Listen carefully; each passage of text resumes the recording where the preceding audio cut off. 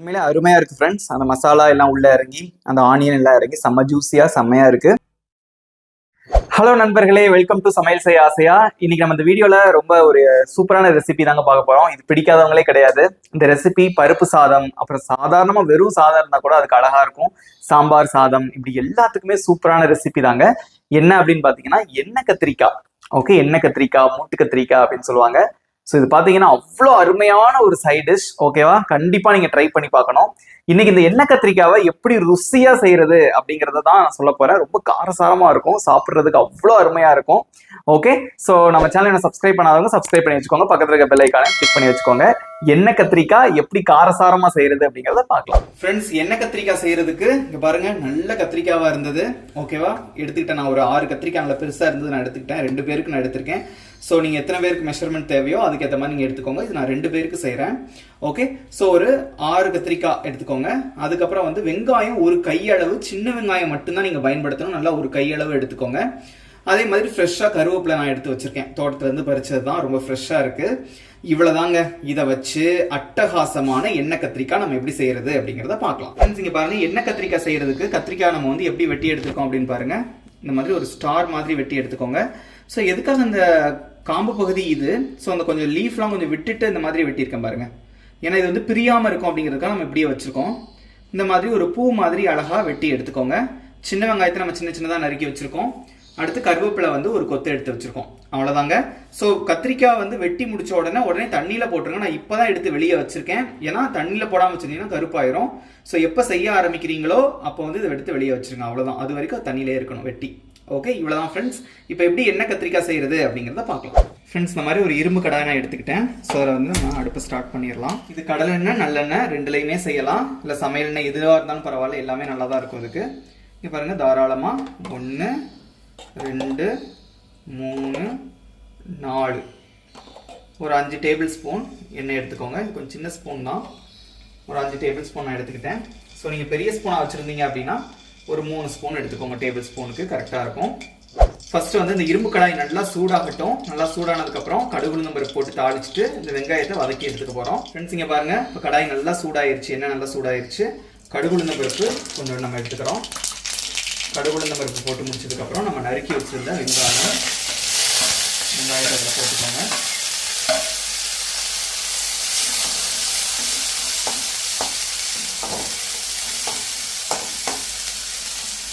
So வெங்காயம் வந்து ரொம்ப வதங்கணுங்கிற அவசியம் கிடையாதுங்க. ஒரு கண்ணாடி பதத்தில் உங்களுக்கு வெங்காயம் வதங்கினாலே போதும். ரொம்ப வதங்கணும் அப்படிங்கிற அவசியம் கிடையாது. ஸோ அந்த கண்ணாடி பதத்தில் வதங்கினாலே கரெக்டாக இருக்கும்.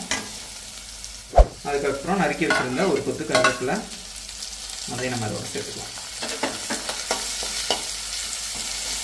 நல்லா வதக்கிக்கோங்க. இப்போ நல்லா வதங்குது, இருக்கட்டும். ஃப்ரெண்ட்ஸ், இங்கே பாருங்கள், வெங்காயம் வந்து இந்த அளவு வதங்கினா போதும். இப்போ தனியாக இது ஒரு பிளேட்டில் எடுத்து வச்சுக்கலாம். ஏன்னா இதிலே நம்ம வந்து கத்திரிக்காய்லாம் போட்டு வதக்கினா சரியாக வராது. ஸோ நான் இது வந்து ஒரு பிளேட்டில் எடுத்து வச்சுக்கிறேன்.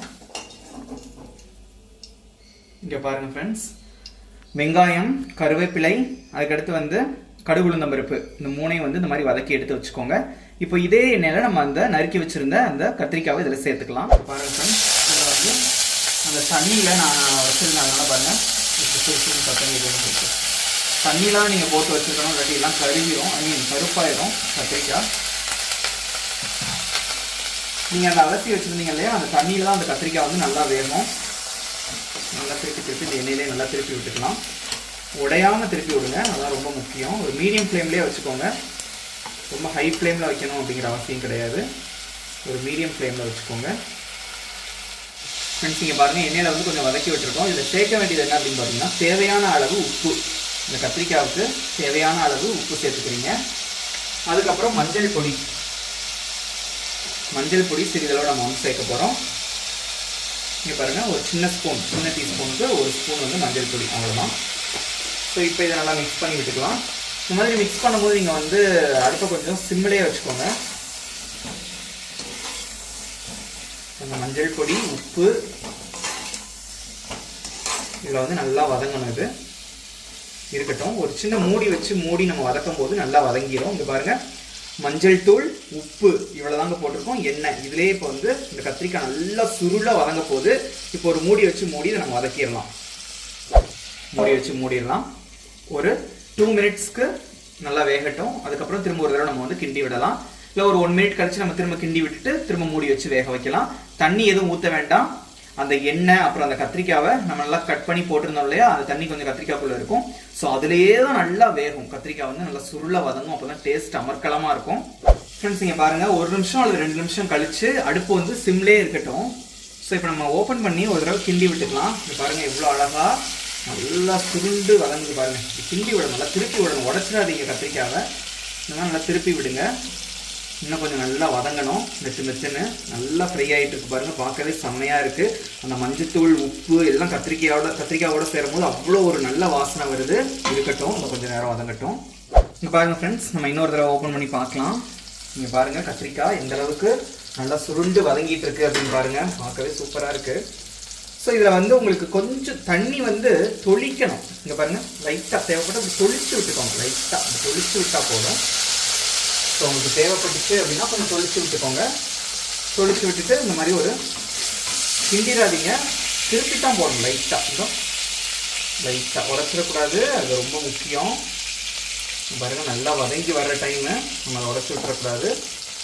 சும்மா லைட்டாக திருப்பி மட்டும் விடுங்க. இன்னும் ஒரு 1 மினிட் இருக்கட்டும். நீங்கள் பாருங்கள் இப்போ நல்லா வதங்கியிருக்கோம் கத்திரிக்காய். பாருங்கள் நல்லா வதங்கியிருக்கு.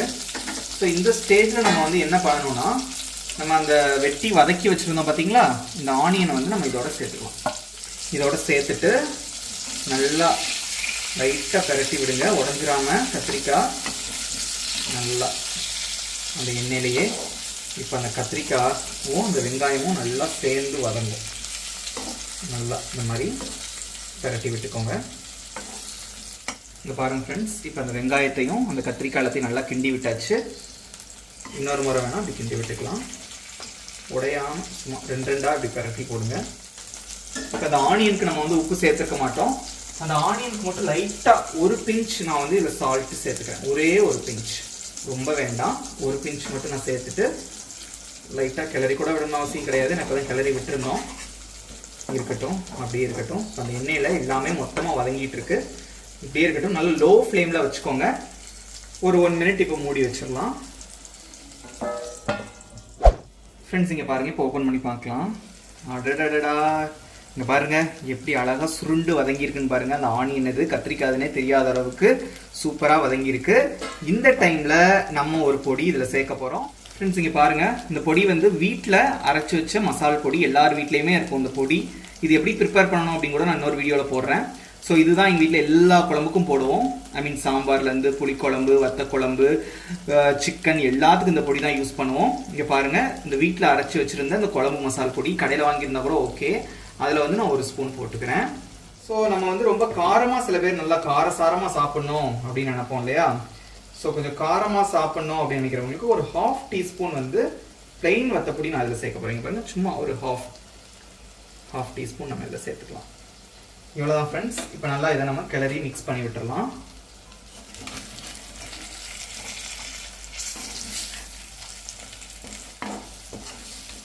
பாருங்க, நல்லா மிக்ஸ் பண்ணி விட்டுக்கோங்க.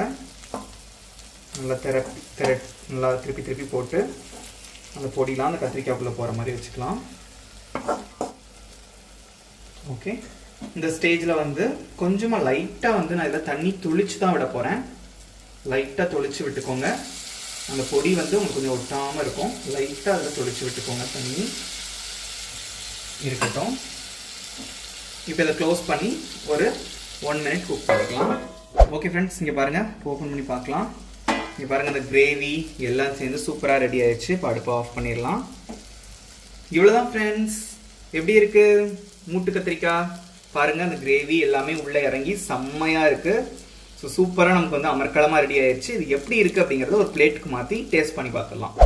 ஃப்ரெண்ட்ஸ் இங்கே பாருங்கள், மூட்டு கத்திரிக்காய் சூப்பராக ரெடி ஆயிடுச்சு. ஸோ இதுக்கு மேலே வந்து நான் கருவேப்பிலை இலைகளை தூவி விட்டுக்கிறேன். அவ்வளோ ஃப்ரெண்ட்ஸ், ருசியான டேஸ்டியான எண்ணெய் கத்திரிக்காய் நமக்கு ரெடி ஆயிருச்சு. அவ்வளோதான். இது எப்படி இருக்கு அப்படிங்கிறத டேஸ்ட் பண்ணி பார்க்கலாம். பாருங்க, பார்க்கறதுக்கே எவ்வளோ அழகா ரோஸ்ட் ஆகி அந்த கிரேவிலாம் அப்படி உள்ள இறங்கி செம்மையா இருக்கு. பருப்பு சாதத்துக்கு அட்டகாசமா இருக்கும். இப்போ இது எப்படி இருக்கு அப்படிங்கிறத டேஸ்ட் பண்ணி பார்க்க போறோம். ஃப்ரெண்ட்ஸ் இங்க பாருங்க, எண்ணெய் கத்திரிக்காய் சூப்பர் ரெடி ஆயிடுச்சு. எப்படி இருக்கு அப்படின்னு டேஸ்ட் பண்ணி பார்க்கலாம். பாருங்க, ஸ்பூனை வச்சு கீறும் போதே நல்லா அழகா வருது. எப்படி இருக்குன்னு கொஞ்சோண்டி எடுத்து டேஸ்ட் பண்ணி பார்ப்போம்.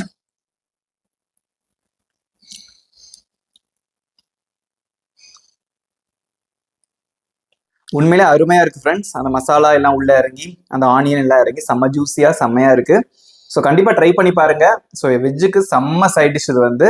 ஸோ சாதம் எல்லா சாதத்துக்கும் சூப்பரா இருக்கும். என் தயிர் சாதத்துக்கு கூட செம்மையா இருக்கும். ஸோ கண்டிப்பா ட்ரை பண்ணி பாருங்க. இந்த ரெசிபி உங்களுக்கு பிடிச்சிருந்தா மறக்காம ஒரு லைக் பண்ணிக்கோங்க. உங்க ஃப்ரெண்ட்ஸுக்கும் ஷேர் பண்ணுங்க. நம்ம சேனலை சப்ஸ்கிரைப் பண்ணாதவங்க சப்ஸ்கிரைப் பண்ணிக்கோங்க. பக்கத்தில் இருக்கிற பெல் ஐக்கானை கிளிக் பண்ணி வச்சுக்கோங்க. இன்னும் நிறைய ரெசிபிஸ் உங்களுக்காக வெயிட்டிங். சுவையாக சமைப்போம், ருசியாக சாப்பிடுவோம். Thank you friends.